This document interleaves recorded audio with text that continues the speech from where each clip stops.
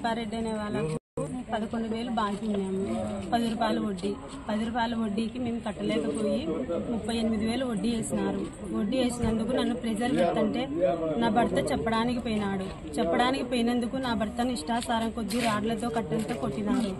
కొట్టి నన్ను పిల్లంపించినారు. పిల్లంపించిన తర్వాత నేను పోయిన తర్వాత ఇద్దరిని కలిసి కొట్టినారు. రాడ్లతో కట్టెలతో కింద పడేసి రోడ్లు ఎట్లంటే అట్లా ఇష్టం వచ్చినట్లు కొట్టినారు. కొట్టిని దిక్కున్నోనికి చెప్పుకోయే మాదిగిదానా లోసం ఉన్నదాన్ని కట్టల్లా బాకీ లంజదానాన్ని ఎట్లంటే అట్లా తిట్టినారు సార్. నన్ను నీ ఇష్టం వచ్చిన చెప్పుకోపో 11,000 సార్ మేము బాకీ ఉండిండేది. 11,000కు 38,000 వడ్డీ వేసినారు.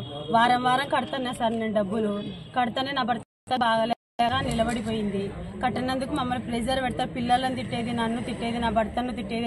ఎట్లా అంటే వడ్డీ వారం వడ్డీ తీసుకున్నారా, నెల వడ్డీ తీసుకున్నారా? వారం వడ్డీ 10 రూపాయలు వారం వడ్డీ.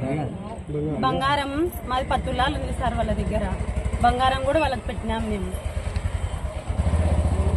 ఈ రోజు ఈ స్థితికి దిగజార్చినారు. చంపినారు ఈ రోజు నా భర్తను వాళ్ళు. నాని, నాగలక్ష్మి, తిప్పారెడ్డి, ఇంకొక తన పేరు నాకు తెలియదు. కలిసి నా భర్తను చంపినారు. 5 మంది. చాలా బాధాకర విషయం. నా పేరు సీఎం రామంజలి, ఏపీఎంఆర్పీఎస్ రాష్ట్ర అధ్యక్షుడు. ముందుగా విలేకరుల పాతికేయ మిత్రులకు ముందుగా నమస్కారం తెలియజేస్తున్నాను.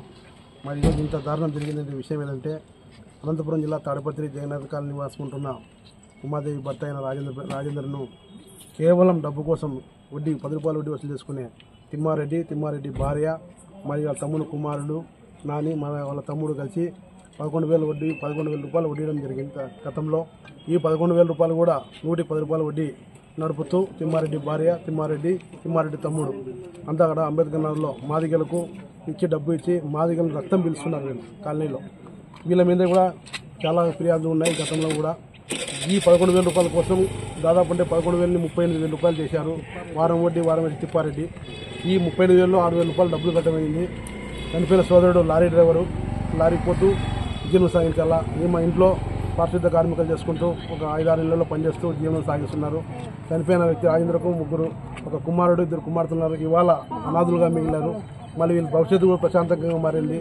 రాష్ట్ర ప్రభుత్వం వెంటనే స్పందించి ఎవరైతే దాడి చేసి రాజేంద్ర చంపారో వారి మీద attempt murder case SC atrocity case నమోదు చేసి వాళ్ళకి రిమాండ్ చేసి బాధితులైన చనిపోయిన కుటుంబానికి ప్రభుత్వం 10 లక్షల ఎక్స్గ్రేషియా ప్రకటించాలని, అలాగే బాధితులకు ఒక 5 ఎకరాల ప్రభుత్వ భూమి ఎక్కడైనా ఇవ్వాలని, వీలైతే ప్రభుత్వం తరఫున ఎక్కడైనా కానీ చిన్న ఉద్యోగం కానీ బాధితులు చదువుకున్నట్టుంది 10 తరగతి వరకు ఉంది.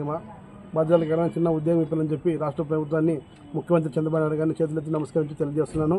మరి ఇలాంటి ఘటనలు పురోగతం కాకుండా తాడిపత్రిలో ఎవరైతే 10 రూపాయల వడ్డీ అతి కోసులు వసూలు చేస్తున్నారో వాళ్ళపై పోలీసులు ఉక్కుబాదం మోపి ఇలాంటి చర్యలు పురోగతం కాకుండా ఇలాంటి బాధ్యతలు రోడ్డు మీద పడుకోకుండా చర్యలు తీసుకోవాల్సిన శాఖ మీద ఉంది.